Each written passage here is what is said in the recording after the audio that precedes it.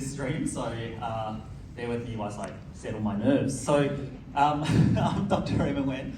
I'm a GP by background, but I've always been a little bit entrepreneurial, I would say.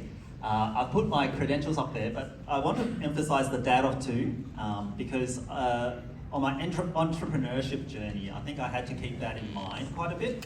And so I took a particular kind of portfolio, career to achieve entrepreneurship where I enjoy creating impact and creating a systems-based impact, but also still at the same time making sure that I had time for my family and I had the finances to sustain a young family as well.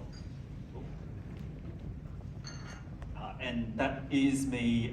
That's thanks to ChatGPT. I wrote most of this these slide decks, but I tried to put a bit of me in all the slides. So that is me jumping off the bungee jump in Queenstown, I think it is. Now, I guess the myth is that sometimes you have to have kind of a plan, I guess, going forwards, and that you have to know where you will end up. And after watching Steve Jobs' Stanford commencement speech in my formative years, I guess probably first or second year uni, I realized that actually I subscribe to his belief that you can't connect the dots looking forwards, you can only connect it looking backwards.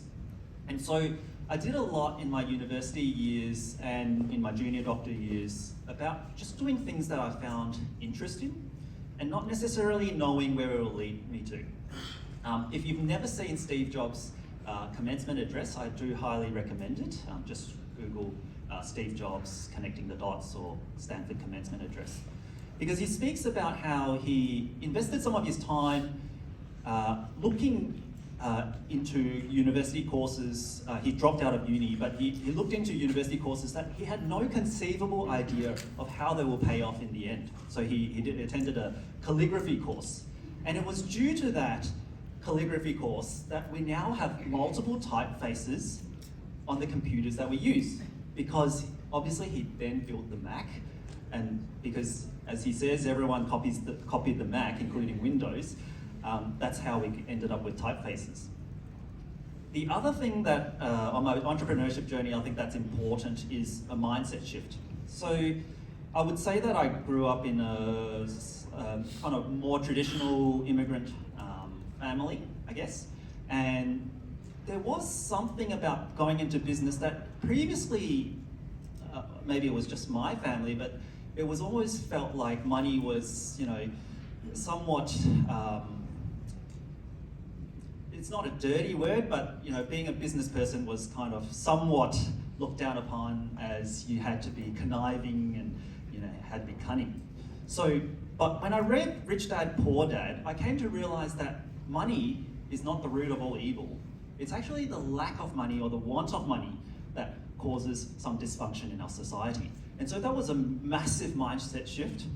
And then also I learned about the cash flow quadrant, which is that there are roughly, you can be an employee, a self-employed, a business owner, or an investor.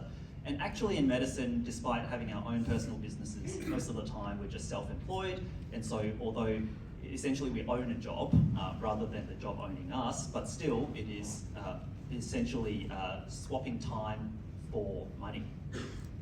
So with all that in mind, in university, a group of us entrepreneurial medical students at the University of Melbourne got together and we saw an opportunity. So at that time, for GAMSAT examinations, I'm not sure if many of you remember those days, they are the graduate entry kind of medical exams. And we got together and we said, wow, there's this other company that's charging, I don't know, $1,000, $2,000 in giant lecture halls and making stacks of money.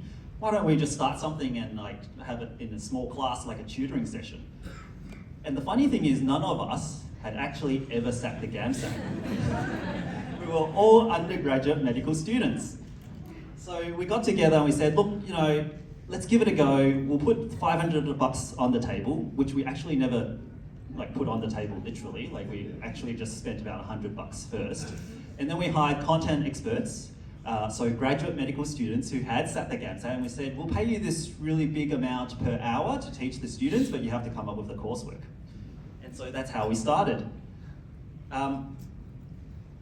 But there were some lessons in that.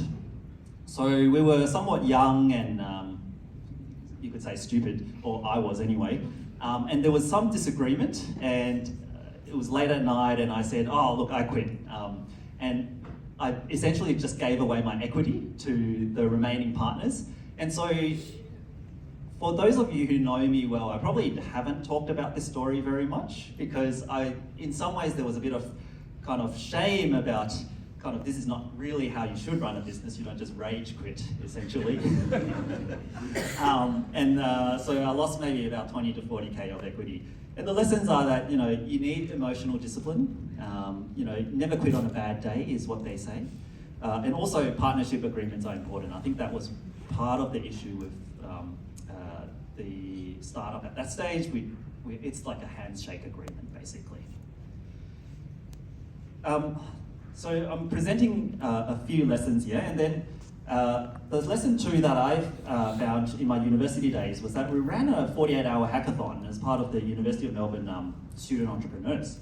Now, some really amazing things were built over 48 hours. And it got me to think that actually, when you go on an entrepreneurship journey, it's not so much an idea, it's how you execute it.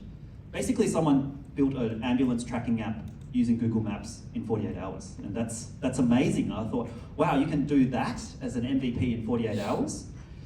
And so there were lots of kind of really good mentors at these sessions. And I would encourage all of you, if you have an idea, talk about it.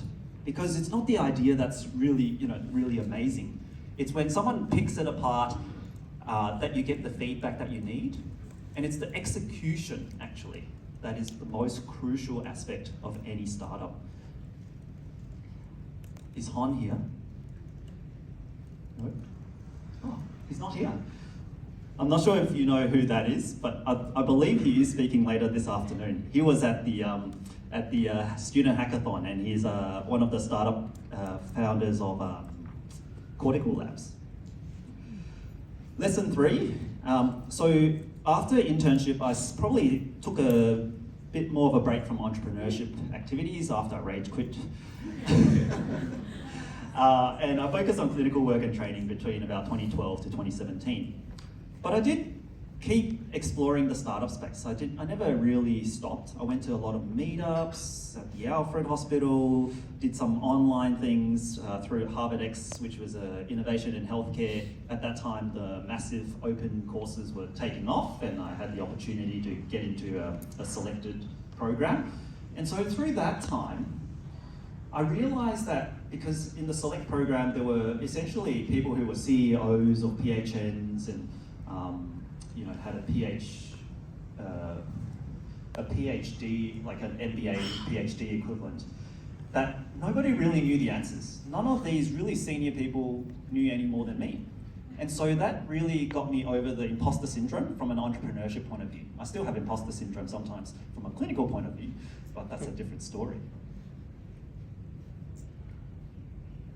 The next time I really lent into entrepreneurship was when I took over a practice. I bought into a practice, I should say. It was a trial by fire. You go into a general practice, at the start you're like, oh yeah, I'm really adult. I've bought into a practice, I'm a practice owner, wow. And this was only 1 year after getting my fellowship. But then this is what happens. You end up in the drink.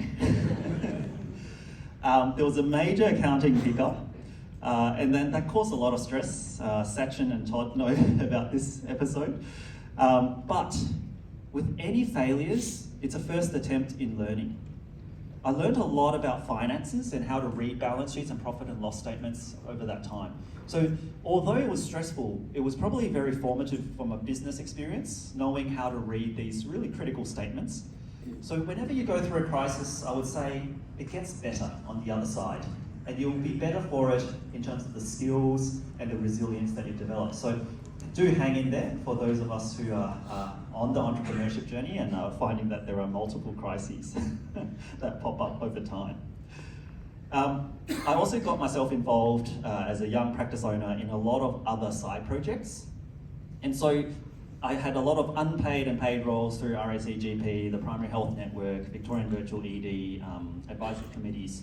And I found that saying yes to things was really important as an entrepreneur because you never know what doors that they open. And that brings me to kind of lesson 5, which is the birth of telecare. I'm not sure if all of you know, but feel free to visit the booth at Telecare. But basically, the genesis of Telecare was those fortunate moments where you say yes and they lead to something bigger. For those of you who've heard my RACGP kind of portfolio career workshop, I'm a firm believer in giving. So what I mean by giving is that if someone asks for help and it doesn't cost you much to help them, say yes. And just give a bit of your time, a bit of advice, whatever it is that your friends or even just acquaintances, if they're reaching out to you, give of yourself at that time without expecting anything in return. And that's how I got involved in Telecare. A uni friend came to me, asked for my advice about a startup for Chinese community, a second opinion idea. I gave my time freely. And once the idea pivoted to rural telehealth, where I thought there was a large enough addressable market, we got together and we started and co-founded Telecare. But without giving that time freely, without showing my value to my co-founders, I would never have had this opportunity. But I didn't give time to my friend because I was thinking I would get a piece of the action. I just gave my time because it was the right thing to do. And I think there's a lot of fortunate moments in life that come like this. It's about creating your own luck, essentially. So the medical script gives you one identity. Being a doctor, it's a noble one. But I didn't leave medicine to become a founder. I carved my own way, where I had my core clinical career and I have a non-clinical co-founders at Telecare to help me build something that actually just recently got acquired. We built something of value, built something of impact, whilst I maintain my identity as a doctor. So I guess I wanted to leave you with that message, which is that you don't need to quit medicine.